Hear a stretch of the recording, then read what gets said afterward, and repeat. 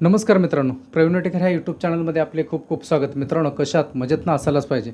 मित्रांनो, आपण आज सानपाडे या ठिकाणी आहोत आणि महाराष्ट्र राज्य सुरक्षा रक्षक जनरल कामगार संघटना तसेच चैतन्य नागरिक सहकारी पतपेढी मर्यादित अध्यक्ष लक्ष्मणराव भोसले साहेब पगारवाढीचं ना विचारणार आहे, जरा थांबा. पण सध्या काय आहे की सध्या चर्चा आहे आणि वातावरण जे आहे ते भविष्याचं, सुरक्षा रक्षक मंडळाचं अस्तित्व, सुरक्षा रक्षक मंडळाच्या नोकऱ्या, सुरक्षा रक्षकांचा जी रोजीरोटी आहे ती राहणार की काय होणार, या संदर्भामध्ये आपण चर्चा करणार आहोत. प्रथम साहेब, माझ्या चॅनलमध्ये स्वागत. आणि गंभीर विषय आहे याविषयी. तर विषय तर भरपूरसे आहेत तसे, पण याच विषयाला आपल्याला वेळ जाणार, कारण हा विषय कायदेशीर गंभीर बाब घेऊन पुढे आला आहे. आणि सध्या परिस्थिती जी चालू आहे, युनिट जे तुटत आहेत एक एक एक एक करत, साहेब मला वाटतं 3300 काहीतरी कंपन्या होत्या. तर तुम्हीच ते आकडा सगळं सांगा की राहिल्यात किती युनिट आता. या सगळ्या बाबी हळूहळू कमी होत चाललेत. सुरक्षा रक्षक मंडळाचं 40-45 वर्ष झालं, यामध्ये 22,000 सुरक्षा रक्षक काम करत आहेत. लाखो सुरक्षा रक्षक काम करायला पाहिजे होते, परंतु तेही नाही आहेत. तर साहेब, चर्चेला सुरुवात करूया. आपल्या सध्या जी परिस्थिती चालू आहे किंवा येणाऱ्या काळामध्ये भविष्यामध्ये सुरक्षा रक्षक मंडळाचं काय. नमस्कार प्रवीण विटेकरजी. सर्वप्रथम महाराष्ट्रातील सर्व सुरक्षा रक्षकांना मी एक आव्हान करू इच्छितो की आताच नागपूर सुरक्षा रक्षक मंडळानं एक पगारवाढी संदर्भात तिने नोटीस जाहीर केलेली आहे. आणि ती नोटीस पाहता संपूर्ण महाराष्ट्रातल्या सुरक्षा रक्षक मंडळांनी तशा प्रकारे एक नोटीस जाहीर करून पगारवाढीचं संदर्भात पेपरला जाहिरात दिली पाहिजे. आपलाही प्रयत्न आहे की पगारवाढी संदर्भात लवकरात लवकर निर्णय घ्यावा, कारण पाठीमागच्या वेळेला फार उशीर झाला आणि सरकारी लाल फितीमध्ये ते अडकल्यामुळं त्याच्यामध्ये एवढं सुरक्षा रक्षकाचं नुकसान झालं की आपण शासनाकडं त्यावेळेला 125 कोटी रुपयाची मागणी केलेली होती की इरेस. तर आत्ताच शासनानं आणि सर्व सुरक्षा रक्षक मंडळांनी इरेस द्यायची वेळ येऊ नये, कंपन्यावरती बर्डन येऊ नये म्हणून ताबडतोब पगारवाढी संदर्भात त्यांनी कृती चालू करावी, असं मी सर्व मंडळाच्या अध्यक्षांना आवाहन करतो. आम्ही सुरक्षा रक्षक मंडळ सानपाडा नवी मुंबई येथील अध्यक्ष अशोक डोके साहेब यांच्याशी चर्चा केली. त्यांनी सांगितलं की कामगार संहिता किमान वेतननुसार आपल्याला पेमेंट वाढवायचं आहे. केंद्र शासनानं जे पगारवाढीचं जाहीर केलेलं आहे त्याच्यापेक्षा 1 रुपया कमी देता येत नाही. तर जे केंद्र शासनानं जे पगार किमान वेतनासंदर्भात जे निर्णय घेतला आहे त्या संदर्भात महाराष्ट्र शासनाने तो निर्णय घ्यावा आणि तो निर्णय घ्यायचं चाललेलं आहे. ते झालं की किमान वेतनानुसार आपण पगारवाढीची जाहिरात आपण देऊ आणि त्या संदर्भात आपण करू, असं आपल्याला सानपाडा मंडळाचे अध्यक्ष अशोक डोके साहेब यांनी आश्वासन दिलं आहे. आपण पगारवाढी संदर्भात जागरूक आहोत. सर्व सुरक्षा रक्षकांनी जागरूक राहिलं पाहिजे, हा पहिला विषय. दुसरा विषय असं की सुरक्षा रक्षक मंडळातले युनिट तुटत आहेत, तिथं एजन्सीचे सुरक्षा रक्षक अतिक्रमण करत आहेत. आज मंडळाची सुरक्षा रक्षक मंडळाची अवस्था अशी आहे की जवळजवळ 2,000 ते 3,000 सुरक्षा रक्षकांची आवश्यकता आहे. आपण नोंदीत आस्थापना सुरक्षा रक्षक पुरवू शकत नाही, किंवा नोंदीत आस्थापनामध्ये ज्या नोंदीत आस्थापना आहे तिथं एजन्सीचे सुरक्षा रक्षक ठेवायचं नाही, हा कायदा आहे. पण जर सुरक्षा रक्षक मंडळानं सुरक्षा रक्षक पुरवलेच नाही तर त्या आस्थापनांनी आपली सुरक्षा कशी सांभाळायची, हा मोठा प्रश्न बिकट निर्माण झालेला आहे. आणि हे आपण वेळोवेळी शासनाच्या निदर्शनास आणून देतो आहे की सुरक्षा रक्षक मंडळ जर सुरक्षा रक्षक पुरवत नसेल तर त्या आस्थापनांनी काय करायचं. एका बाजूला आपण सांगतोय की एजन्सीचे सुरक्षा रक्षक सर्व मंडळात घ्या आणि सर्व एजन्सी संपुष्टात आणा, जास्तीत जास्त मंडळात आस्थापना नोंदीत झाले पाहिजे. पण गेल्या 1 वर्षापासून आस्थापना नोंदीचं तर विषय सोडून द्या, पण त्या आपण सुरक्षा ज्या आस्थापना नोंदीत आहेत त्यांनाही सुरक्षा रक्षक पुरवू शकत नाही. हे खेदानं आपल्याला बोलावंसं वाटतं आहे.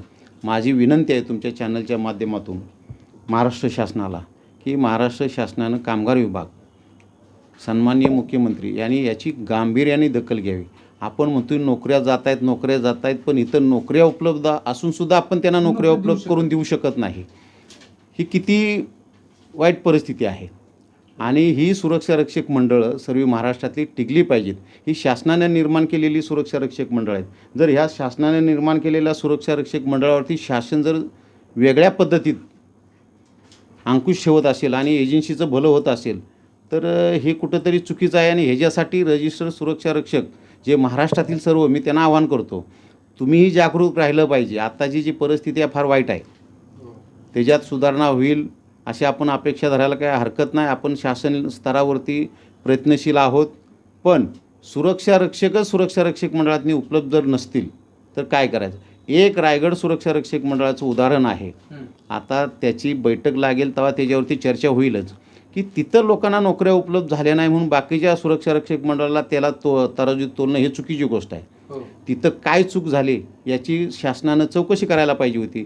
आपण बरेच वेळा मागणी केली आहे की ते ज्या मंडळामध्ये जे चुकीचं घडतं तिथं तुम्ही चौकशी करा, माहिती घ्या. पण नुसत्या सांघिक गोष्टीवरती तुम्ही एखादा निर्णय घेत असाल तर ते काही योग्य नाही.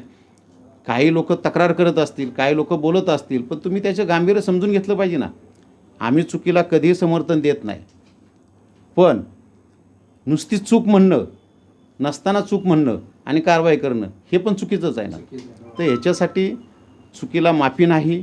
पण ज्या महाराष्ट्रातल्या सुरक्षारक्षक मंडळांची अवस्था एवढी बिकट आहे, आज तुम्हाला माझ्याकडं अहवाल आहे, मी सांगतो की 10% सुरक्षारक्षकांना न्याय देऊ शकलेला नाही शासन किंवा सुरक्षारक्षक मंडळ.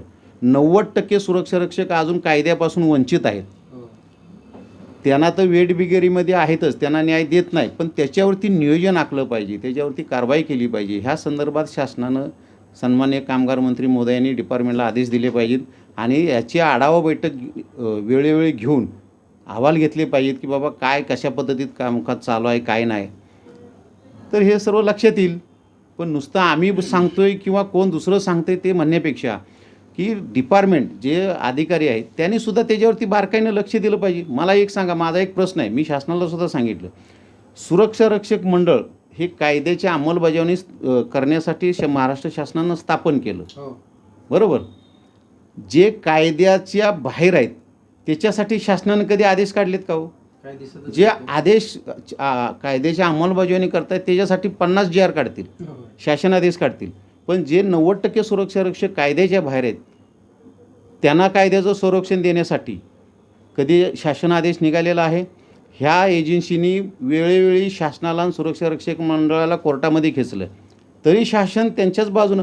त्याच्यामुळं सुरक्षारक्षकांमध्ये संभ्रम निर्माण झालेला आहे की नेमकं आमचं नुकसान होतंय कुठं आणि कोण करतंय. सुरक्षारक्षक युनियनवाल्यांना नावं ठेवतात, युनियनवाले शासनाला नावं ठेवतात. सुरक्षारक्षक मंडळ काय पद्धतीत काम करतं हे कुणालाच कळना झालं आहे आणि त्याची माहिती कुणी घ्यायची, हा मोठा प्रश्न निर्माण झालेला आहे. माझं स्वतःचं वैयक्तिक मत असं आहे की जर 90% सुरक्षारक्षक कायद्याच्या बाहेर आहे तर ह्याला दोषी कोण? मग ह्या दोषीवर कारवाई का होत नाही? कायद्याच्या बाहेर. आता मी तुम्हाला एक उदाहरण सांगतो. आमच्या इकडे एक सुरक्षारक्षक आहे, तो सुरक्षारक्षक मंडळामध्ये आहे आणि त्याचे 2 भाऊ आहेत जे प्रायव्हेट ठेकेदाराकडे काम करतात आणि एकाचं त्याच्यामध्ये लग्न होणार आहे, पण त्याला सुरक्षारक्षक मंडळामध्ये नोकरी नाही, सुरक्षारक्षक म्हणून काम करतो आहे आणि चालून आलेलं चांगलं त्याला एक स्थळ होतं, परंतु ते नाकारलं गेलं कारण त्याला चांगली स्थायी, जशी तुझ्या भावाची नोकरी आहे तशी तुला कधी लागणार, असं म्हणून त्याचं अजून म्हणजे गोड कसं म्हणतात खातं असं त्याचं चाललं आहे. असा एक सुरक्षारक्षक नाही, असे बरेचसेच आहेत की त्यांना सुरक्षारक्षक मंडळामध्ये यायचं आहे, त्यांचे तिथे बरेचसेच होते पण प्रायव्हेट ठेकेदाराकडे काम करत आहेत, लग्न होत नाही, कुणाचं काय अन्य प्रॉब्लेम आहेत, बरेचसेच असे घटना घडत आहेत आणि सत्यवादी स्थिती आहे सध्या परिस्थिती अशी. माझं तेच म्हणणं आहे की ज्या एजन्सीमध्ये सुरक्षारक्षक काम करतात अजूनही ते वेठबिगेरीमध्ये काम करतात. शासनालाही माहिती आहे की ते 10,000, 12,000, 15,000, 16,000, 17,000, 18,000 काम करतायत, 12 तास ड्युटी करतायत, पण त्यांना पर्याय नाही. आपण तेच नेहमी त्यांच्या निदर्शनास आणतोय. माझं एक स्पष्ट मत आहे, शासनानं सन्माननीय कामगार मंत्री महोदय ह्या गोष्टीची दखल घेतली पाहिजे की हे 90% लोक जे कायद्याच्या बाहेर आहेत ह्याच्यासाठी एक त्यांनी समिती नियुक्त करावी आणि ह्या लोकांना न्याय का मिळू शकले नाही ह्याची चौकशी करावी. मग दुधाचं दूध आणि पाण्याचं पाणी वेगळं होऊन जाईल ना, समजेल कोण त्याच्यात दोषी आहे. मला सांगा, सुरक्षा रक्षक कधी संप करतो का हो? नाही. मग शासनाला काय अडचण आहे? कधीच संप करत नाहीत. हो. लय भारी मोर्चा किंवा उपोषण ह्याच्या पलीकडे जात नाहीत ते. मग शासनानं ह्या सुरक्षा रक्षकांचा किंवा त्या संघटनांचा अंत पाहू नये. आमची मागणी आहे की ही जे 90% कायद्याच्या बाहेर आहेत ही का राहिली? तर कायदा 1981 पासून निर्माण केला एक्सप्लॉयटेशन थांबवण्यासाठी, जे एजन्सीमध्ये सुरक्षा रक्षक काम करत आहेत त्यांना न्याय देण्यासाठी, आणि ज्यांना न्याय दिला आहे म्हणजे जे नोंदीत सुरक्षा रक्षक आहेत त्यांचेही बरेच प्रश्न आहेत. त्यांच्या आरोग्याचा विषय आहे, त्यांच्या प्रॉव्हिडंट फंडाचा विषय आहे, त्यांच्या आर्टिकल युनिफॉर्मचा विषय आहे. म्हणजे ह्यांनासुद्धा त्या चक्रव्यूहात त्यांनी अडकून ठेवले. जे नोंदीत झालेलं आहे, ज्याला कायद्याचं संरक्षण दिलं आहे ते सुद्धा, आणि ज्यांना संरक्षण दिलेलं नाही. मी आज रील बघतोय फेसबुकला, लक्षात घ्या, त्याच्यामध्ये ते एजन्सीमध्ये काम करणारे सुरक्षा रक्षक मागणी करतायत की आम्हाला पगार कधी वाढणार किंवा आम्हाला न्याय कधी मिळणार, असं त्यांची मागणी आहे. त्या मी काही रील भविष्यात त्या सेव्ह करून फॉरवर्ड करीन. पण मला एवढंच म्हणायचं आहे की हा जो वर्ग आहे सुरक्षा रक्षक वर्ग, ह्या वर्गाकडं शासनानं व्यवस्थित लक्ष दिलं पाहिजे. लक्षात घ्या, आज पोलीस आहेत म्हणून आपण आहोत, म्हणजे सुरक्षेचा प्रश्न, जनतेच्या सुरक्षेचा प्रश्न निकाली निघतो की बाबा पोलीस आहेत म्हणून आपण सुरक्षित आहोत. तसं आस्थापना कंपन्या जे सुरक्षा रक्षक आहेत म्हणून त्या कंपन्यात करोडच्या मालक घरी झोपतो कधी? मला सांगा. सुरक्षा रक्षक अलर्ट असतो म्हणून झोपतो. त्याच्या कारखान्याची सुरक्षा रक्षक करतो, आस्थापनाची सुरक्षा रक्षक करतो. पण जर सुरक्षा रक्षकाला सुरक्षेची जर त्याच्यावरचं सुरक्षेची वेळ येऊन पडली तर त्याच्याकडे लक्ष कोणी द्यायचं? म्हणून मी तुमच्या माध्यमातून शासनाला विनंती करतो की आज तुम्हाला सांगतो IIT पवई बघा, शासनाचं दुर्लक्षामुळं काय परिस्थिती निर्माण झाली. त्यांनी सुरक्षा रक्षक मंडळाकडे सुरक्षा रक्षक मागितलं, पण सुरक्षा रक्षक मंडळाच्या प्रत्यक्ष दिवशी सुरक्षा रक्षक नसल्यामुळे त्यांना देऊ शकलो नाही. तिथं त्यांनी एजन्सीचे सुरक्षा रक्षक ठेवले, त्याच्यानंतर महामंडळाचे सुरक्षा रक्षक आणले. पण आपले जे नोंदी सुरक्षा रक्षक तिथं 250-300 होते, त्याच्यामधले काही लोक न्यायालयामध्ये गेले. पण न्यायालयानं सुद्धा बघा, तुम्हाला मी सांगतो, कुठं शासन, कुठं सुरक्षा रक्षक मंडळ कमी पडलं, कुठल्या संघटना मला सांगा त्याच्यात कमी पडल्या? आम्ही सुरक्षा रक्षकांना न्याय देण्यासाठी प्रयत्न केला. काही संघटना युनियन कोर्टात त्या सुरक्षा रक्षकांना घेऊन गेले. पण ज्या 25(2)चं संरक्षण आहे नोंदीत सुरक्षा रक्षकाला, काय त्यालाच धक्का पोचला त्या कोर्टामध्ये, आणि त्या आस्थापनेचं म्हणणं ग्राह्य धरण्यात आलं. मग मला सांगा, भविष्यात ही सुरक्षा रक्षक मंडळ टिकतील का नाही टिकतील, हाच मोठा प्रश्नचिन्ह निर्माण झालेला आहे. कारण त्याच्यामध्ये त्यांनी सांगितलं की सुरक्षा रक्षक मंडळानं कोर्टामध्ये चॅलेंज करायला पाहिजे होतं, कारण आम्ही सुरक्षा रक्षक मंडळात नोंदीत आहोत. पण सन्माननीय न्यायाधीश यांनीसुद्धा त्या गोष्टीचा विचार केला नाही. कायद्याचं काय माहिती घेतली का नाही मला हे माहीत नाही, पण कायदा काय सांगतो इकडं दुर्लक्ष झालं. लक्षात घ्या, अशी जर परिस्थिती न्यायालयात गेल्यानंतर असेल आणि इकडं शासन तर आपल्याला झोडपून काढतेच, तर मला हे जर महाराष्ट्रातली सर्व सुरक्षा रक्षक मंडळ टिकवायचे असतील किंवा टिकवायचे असतील, तर सर्व नोंदीत सुरक्षा रक्षकांनी किंवा एजन्सीमध्ये काम करणाऱ्या सुरक्षा रक्षकांनी फार मोठं, जसं कैलासवासी माधवराव भोसले साहेबांनी काळा घोड्यापर्यंत मोर्चा नेला, तसले मोर्चाचं आयोजन, उपोषणाचं आयोजन जर मोठ्या प्रमाणात झालं तर कुठं शासनाचं लक्ष आपल्याकडे जाईल. नाही तर मला तुम्ही सांगा, 10%च आपण आहोत पूर्ण महाराष्ट्रामध्ये. किती टक्के? 10%. 90% कायद्याच्या बाहेर आहेत. त्या 90%ना जागरूक करणं हे सुद्धा फार महत्त्वाचं आहे, कारण त्यांच्यासुद्धा अस्तित्वाची लढाई आहे. आपण तो भोगतोयच, नोंदीत असूनसुद्धा भोगतोय, बरोबर. कारण सुरक्षा रक्षक मंडळ जगून देना का शासन जगून देना. मला सांगा, मुलांच्या शिक्षणाचा, महागाईचा एवढा मोठा भडका आहे, पगारवाढीचा प्रश्न आहे, महामंडळाचं भूत आपल्या डोक्यावरती आहे, एजन्सीवाले युनिट खात आहेत. करायचं तरी नेमकं काय करायचं, त्याच्यातून मार्ग तरी काढला पाहिजे, आणि शासनानं सुद्धा पॉझिटिव्हली ही गोष्ट घेतली पाहिजे. असं माझं मत आहे की सरकारनं जर ह्याच्यात लक्ष जर घातलं तर आज लाखो सुरक्षा रक्षकांना न्याय मिळेल, आणि ह्या एजन्सीचं जे थोटान जे निर्माण झालेलं आहे ह्याला कुठंतरी आळा बसेल, आणि ह्याला आळा बसला पाहिजे. ह्याच्यासाठी शासनानं ह्या एजन्सीची एजन्सीचा सर्वे करून चौकशी केली पाहिजे. किती लोक कायद्याचं पालन करतात, किती नाही करतात, हे करायचं कोणी? आजपर्यंत सर्वेच नाही, कुणालाच माहीत नाही की एजन्सीचे सुरक्षा रक्षक किती काम करतात ते. नाही, सर्वे एक वेळ मला ज्यावेळेस मंडळ बनायचे त्यावेळेस सर्वे झाला होता, त्याच्यानंतर त्यावेळेला सर्वे झालेला तेव्हा फक्त 350च फक्त एजन्सीवाले पूर्ण महाराष्ट्रात होते. लक्षात घ्या. काय आज 3,500 काय 4-5 हजाराच्या वर झाले. बरोबर. ह्याला वास्तविक कायदा ज्यावेळेला बनला त्यावेळेला जे एजन्सी होती त्यांना सूट दिली पाहिजे.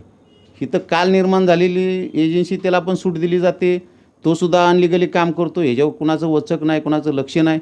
ह्याच्यासाठी शासनाने एक कमिटी नियुक्त करून यंत्रणा एक निर्माण केली पाहिजे अशी मी आपल्या चॅनलच्या माध्यमातून आवाहन करतो.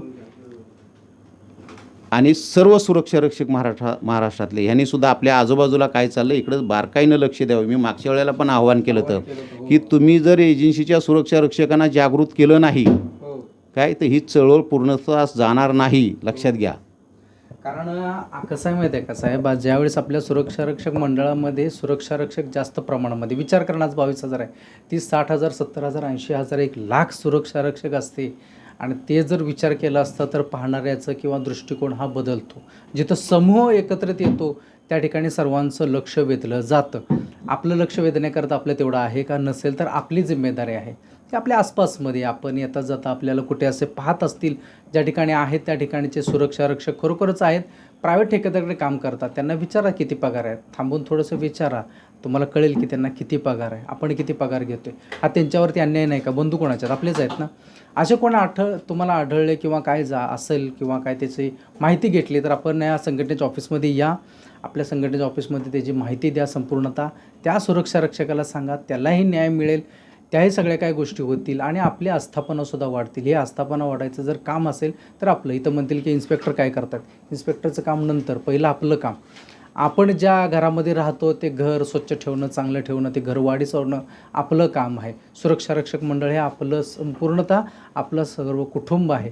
या कुटुंबाची जिम्मेदारी साहेब मला वाटतं सर्वांनीच घेतली पाहिजे. शासनानं महाराष्ट्रातल्या सुरक्षा रक्षक मंडळामध्ये स्टाफच भरलेला नाही. लक्षात घ्या. कामकाज काय करणार. लक्षात घ्या. तुम्हाला मी सांगतो हे जे धोरण आहे म्हणून मी चौकशीची का मागणी करतो की कोण ह्याच्या पाठीमागं आहे. की जर सुरक्षा रक्षक मंडळाला आज कितीतरी वर्ष जे वयोमानानुसार निवृत्त झालेले कर्मचारी आहेत किंवा पदाधिकारी आहेत, जे अधिकारी आहेत त्यांच्या जागेवर निरीक्षक वर्ग नाही आपल्याकडं, क्लेरिकल स्टाफ नाही आपल्याकडं, पर्सनल ऑफिसर आपल्याकडं नाही, आपण राऊंडरची मागणी केलेली होती ते नाहीत. मग मला सांगा किती वर्षानुवर्ष बरं ह्यांना पगार सुरक्षा रक्षक मंडळ करतं. फक्त शासनानं पॉलिसी ठरवायची आहे. आज आकृतीबंध कार्यक्रम मंजूर होऊन कितीतरी दिवस झाले. आठवतंय तुम्हाला, खाडेसाहेबसुद्धा म्हणले अरे आपण बैठकीला गेलो, आजच फाईल सही केली. आज खाडेसाहेब गेले, दुसरे मंत्री महोदय आले काय, ते सुद्धा म्हणतात आम्ही सांगितलेलं आहे जाहिरात द्या लवकर भरती करा. हे घोडा अडतंय कुठं. एजन्सीवाले थांबवतात का कोण थांबवतात. कारण सुरक्षा रक्षक मंडळात निरक्षर वर्ग आला तर कारवाई होईल. म्हणजे कोण काय करतं ह्याची नेमकं आता 15 तारखेला जाहिरात निघणार होती. सुरक्षा रक्षक मंडळाचे जे स्टाफ आहेत पूर्ण महाराष्ट्राचे, मी माहिती घेतली तर मला समजलं की TCSवाल्यांनी त्यांचं अजून ॲप डेव्हलप केलेलं नाही. म्हणजे तो ॲप डेव्हलप केल्याशिवाय जाहिरात काढू शकत नाही. नाहीतर 15 तारीख ठरलेली होती. मग हे कशामुळं काय कोण अडचणी निर्माण करते ह्याच्यामध्ये, तर ह्याचीसुद्धा दखल शासनाने घेतली पाहिजे आणि लक्ष दिलं पाहिजे. कामगार आयुक्त, प्रधान सचिव यांनी बारकाईनं लक्ष ठेवलं पाहिजे. आज हा वर्ग महाराष्ट्रभर पसरलेला आहे. जर याच्यावर व्यवस्थित लक्ष घातलं तर लाखो सुरक्षा रक्षकांना न्याय मिळेल. नक्कीच. खरी गोष्ट आहे साहेब. धन्यवाद, आपण सर्व माहिती दिली त्याबद्दल. आणि सर्वांनी याचं थोडंसं गांभीर्यानं लक्ष दिलं पाहिजे. आपल्या आजूबाजूला काय घडतं त्याची माहिती आपल्या संघटनेत, जे काय संघटना प्रतिनिधी तुम्ही ज्या संघटनेमध्ये असाल त्या संघटनेमध्ये आपण जाऊन दिलीच पाहिजे माहिती, काय घडते किंवा काय. आणि पूर्ण एकदम म्हणतात ना सगळं डोक्यावरून पाणी गेलेलं असते, त्यावेळेस आपण जागा होणं फार चुकीचं आहे. वेळेत जागा होणं फार जरुरीचं आहे. आता पाहताय तुम्ही काय परिस्थिती आहे, त्या परिस्थितीच्या अनुषंगाने आपण सगळ्यांनी जागृत राहिलं पाहिजे. तुर्तास भेटूया मित्रांनो पुढील व्हिडिओमध्ये. तोपर्यंत आपली सर्वांची काळजी घ्या. धन्यवाद.